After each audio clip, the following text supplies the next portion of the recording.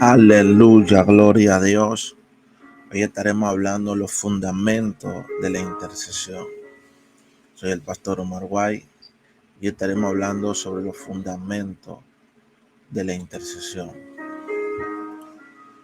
Un intercesor es un hombre o una mujer que lucha a favor de los demás. La intercesión es una actividad que más que nos identifica con Cristo.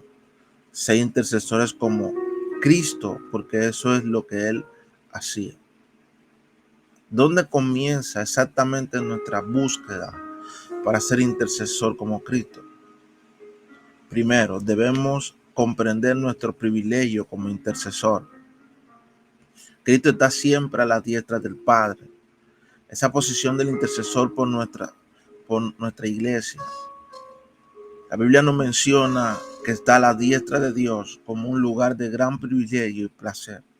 O sea que Cristo está a la diestra del Padre intercediendo por nosotros. Entonces, desde el día 1 hasta este siglo, Cristo está intercediendo por su iglesia. Y es necesario entender que Cristo vino a interceder por la iglesia. Una de las razones por la cual Cristo murió en la cruz era para librarnos de las garras del enemigo. Era para interceder por su iglesia. Y Jesús le dice a Pedro, te entrego las llaves de la iglesia. Y es necesario entender de que somos intercesores porque Cristo lo era. Segundo punto, debemos comprender nuestra posición como intercesor. Nuestra posición como intercesor es radical en el texto de Pablo que nos indica que estamos sentados con Cristo. Aquí se extrae profundo tesoro para el intercesor. Él nos imparte su energía, nos revitaliza y nos renueva con su gracia. Entonces, cada vez que oramos, tenemos una posición con Cristo como intercesor. Debemos entender que Cristo, estamos sentados en lugares celestes, dice la Biblia, igual que Cristo. Entonces nuestra posición es hacer lo que Jesús hizo aquí en la tierra para interceder con el Padre. Somos colaboradores de Dios aquí en la tierra. Como colaboradores, estamos en la posición de Cristo para hacer lo mismo que Él hizo, interceder por los hermanos, interceder por la iglesia, interceder por todo aquel que tiene un llamado, tiene un propósito de parte de Dios. Tercero, debemos comprender nuestra promesa como intercesor. Nuestro objetivo primordial en la oración es establecer la palabra de Dios. Entonces es necesario entender de que nosotros como intercesores tenemos promesa. Y cada promesa se cumple bajo una intercesión, bajo una oración. La Biblia dice que Dios le entrega a Israel, le dice a Josué, fuerza y sé valiente, porque te voy a entregar la tierra que fluye leche y miel. Había una palabra de parte de Dios, había una promesa de parte de Dios, pero Josué tuvo que batallar, tuvo que pelear la palabra, tuvo que pelear la promesa que Dios le había entregado. Cuarto punto, debemos comprender nuestro poder como intercesor. Dice, he aquí os doy potestad de hollar serpientes, escorpiones y sobre toda fuerza del enemigo y nada os dañará. Dios nos da la potestad de hollar y serpientes, escorpiones. Potestad, la palabra potestad, autoridad. La palabra potestad es autoridad. Es necesario entender de que Dios nos da la potestad, nos da la autoridad para hollar serpientes y nada nos dañará. Ahora, la autoridad se ejerce cuando se cumple lo que Dios manda. No podemos tener autoridad si no tenemos cumplimiento de lo que Dios manda. Entonces, esa autoridad se ejerce cuando se delega, cuando se hace función. Podemos tener promesa, podemos tener tantas cosas, pero hasta que no ejerzamos la autoridad, hasta que no ejerzamos la autoridad que Dios nos entrega, no podemos tener el cumplimiento de esa autoridad que Dios nos ha entregado.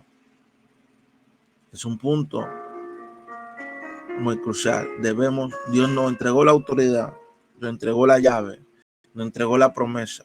Ahora nos toca a nosotros pelear por ella. Nos toca a nosotros orar en esa dirección hasta que haya cumplimiento de lo que Dios nos ha entregado.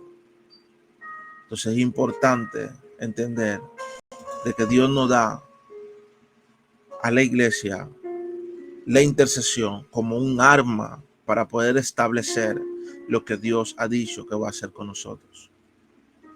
7 funciones de la intercesión. Primero, un intercesor está llamado a servir. Interceder es servir, es ponerse a disposición de los demás. Tenemos como objetivo supremo a Jesucristo, de quien nos dice: el que usted quiere ser primero, hágase servidor de todos. Porque el Hijo del Hombre no vino para ser servido, sino para servir a los demás y dar su vida por rescate a muchos. La primera función de un intercesor es servir, porque eso no vino para servirse, sino vino para servir. Entonces es necesario entender que un intercesor tiene que ser servidor. No puedes ser intercesor si no eres servidor. Entonces es ponerse en la posición de demás. Cuando tú oras por otro, cuando tú oras por alguien, tú te pones en la posición de la persona para que esa persona, el propósito de Dios se cumpla en la vida de ella. A veces queremos orar por nosotros, que se cumpla lo de nosotros, pero realmente el llamado garantizado de Dios es orar por los demás para que se cumpla lo que Dios ha dado, ha determinado en tu vida. Segundo, un intercesor está llamado a luchar. A primera vista, esto parece una desviación de función de servicio. Sin embargo, un espíritu de lucha caracteriza sin duda la intercesión intensa. Representa mejor que nadie, como Cristo, su experiencia en Getsemaní. Dice la Biblia que Jesús le dice: pasa de mí esta copa, no se haga mi voluntad sino la tuya. Un intercesor está llamado a hacer la voluntad de Dios y no a hacer su voluntad. Es necesario entender que estamos llamados a hacer la voluntad de Dios y no a hacer la voluntad de nosotros. Un intercesor está llamado a identificarse. A menudo interceder consagrado descubre que el participante con los demás afecta las normas de la vida. Ejemplo, lo tenemos en Pablo: siendo libre, todo me he hecho siervo de todo para ganar mayor número. Me he hecho a los judíos como judíos para ganar a los judíos. Me he hecho débil a los débiles para ganar a los débiles.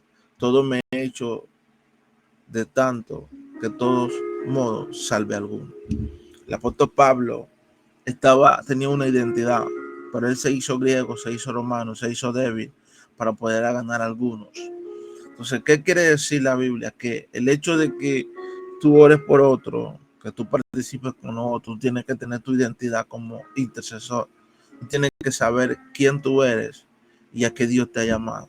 El apóstol Pablo se hizo de ello, pero no se contaminó, sino que él alcanzó a algunos para ganarse.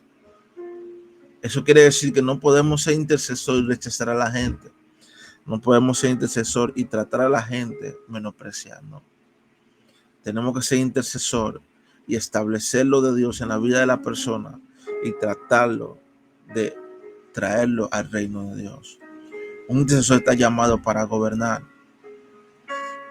La Biblia dice en Jeremías capítulo 1, versículo 10: mira que te he puesto sobre naciones, reinos, para desgarrar, para derribar, para destruir, para arruinar, para edificar y para plantar. La función de un intercesor es plantar, edificar, derribar, arruinar, destruir. Te he puesto sobre naciones, reinos, para desgarrar, para derribar, para destruir y para arruinar. Entonces un intercesor está llamado a gobernar. La palabra gobierno es ejecutar algo que se le delegó para establecer en un lugar que no se está en función. Es necesario entender que el intercesor está llamado para implantar, para desgarrar, arruinar y edificar y plantar en un lugar lo que Dios ha dicho que va a establecer. Con esto entiendo de que no solamente es orar, no solamente es decir la voluntad de Dios, es también romper, traer rompimiento orar para que Dios haga, interceder para que Dios plante y derribar para que Dios edifique. Sexto, un llamado. El intercesor está llamado a morir. ¿Cómo así, pastor? Y así también ustedes considérense como muertos para el pecado, pero vivan para Dios en Cristo Jesús. Tenemos que morir al pecado para que nuestras oraciones no sean cortadas. Tenemos que morir al pecado para que nuestras oraciones no sean fricadas. Porque cuando estamos en pecado y estamos orando, la intercesión, puede que llegue. La Biblia dice que Dios no rechaza un corazón triste y humillado en su presencia. Pero hay un problema, hay una autoridad mayor que dice, este está ilegal. Por ende, lo que él está pidiendo no tiene cumplimiento. Entonces es necesario entender que un intercesor debe comprender de morir al pecado y buscar a Cristo para que haya un efecto en el mundo espiritual, para que el gobierno, para que lo que él establezca en la oración tenga cumplimiento aquí en la tierra. Soy el pastor Omar White y lo dejo con esta enseñanza que activará tu vida espiritual. Aleluya.